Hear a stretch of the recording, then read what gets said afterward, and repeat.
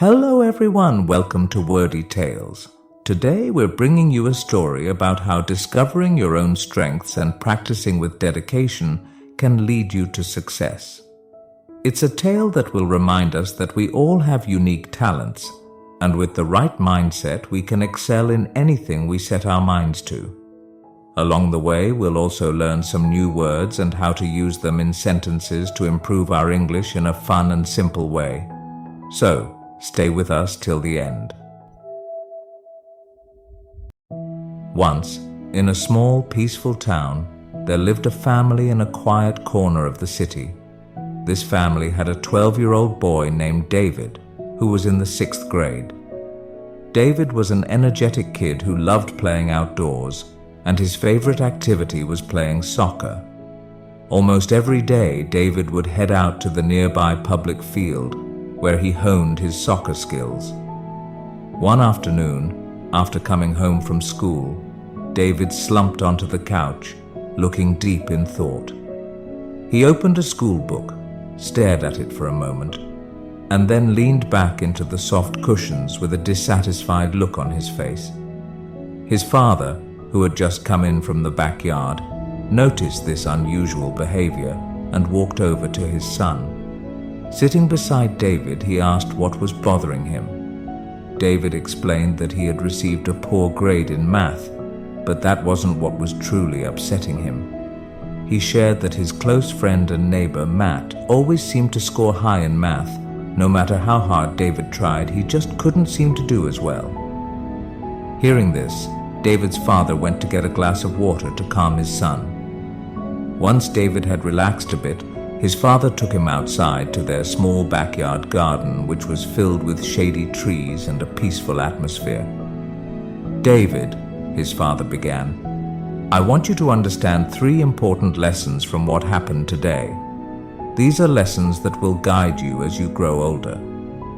David, who deeply respected his father, was a bit confused but intrigued.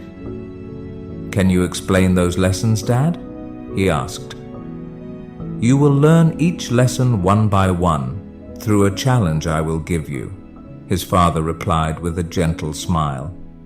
After a brief pause, his father continued, "For the first lesson, I want you to invite Matt to play soccer with you tomorrow." David nodded, eager to find out what lesson his father had in mind. The next morning, the weather was bright and welcoming, and David went to school with his usual excitement. That afternoon, after school, he invited Matt to join him for a soccer game at the nearby field. As usual, David, who played soccer almost every day, dominated the match. He scored 3 goals, leading his team to a big victory. Meanwhile, Matt, who wasn't very familiar with soccer, struggled. He often lost the ball and made several mistakes.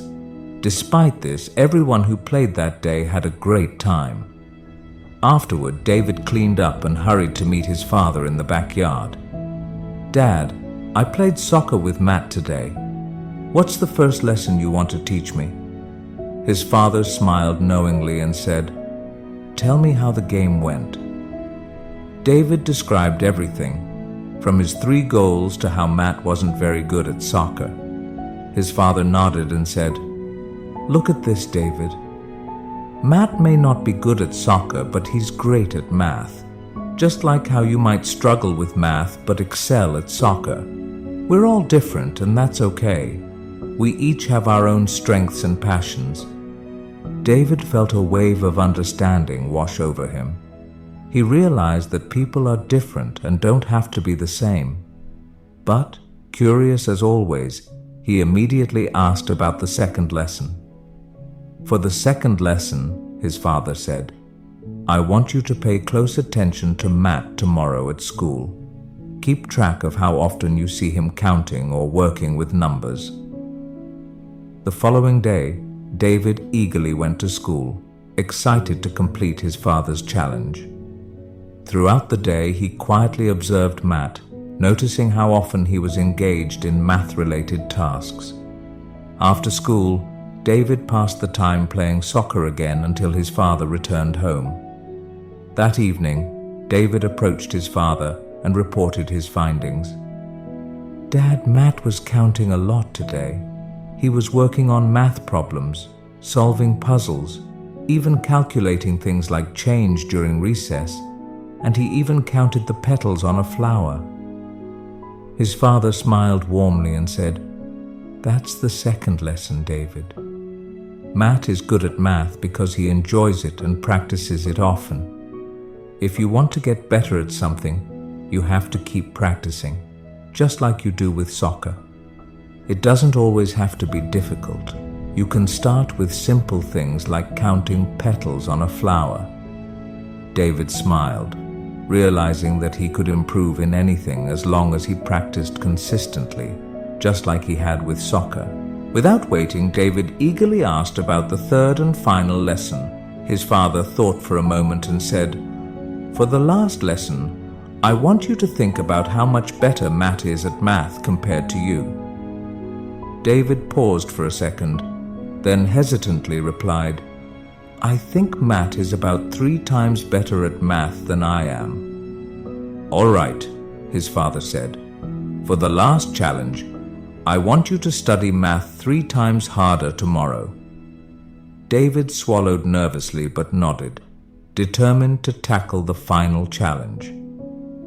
The next day after school, David sat down to study math.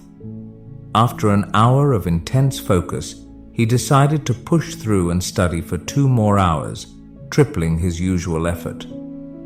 But before he could finish, his head started to throb, and without realizing it, he fell asleep.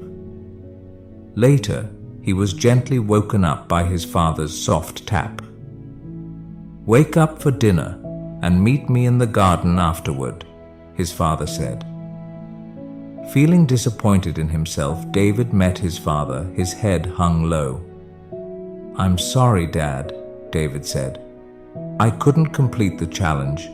I studied so much that my head hurt, and I ended up falling asleep." His father gently patted David's head and said, "David, this is what happens when you try to master something you don't enjoy. It's hard to stay disciplined and consistent.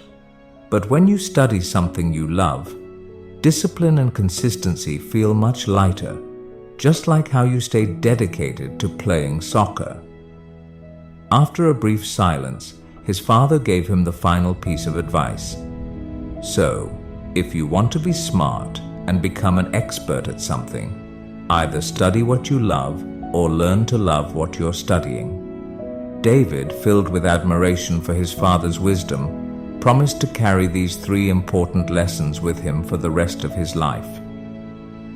Today, we learned new words and sentences through this story. Remember, learning English can be fun when you practice regularly. So keep listening, learning, and growing. Make sure to like, comment, and share how this story helped you improve your English. Thank you for watching, and I'll see you in the next story where we'll continue learning together.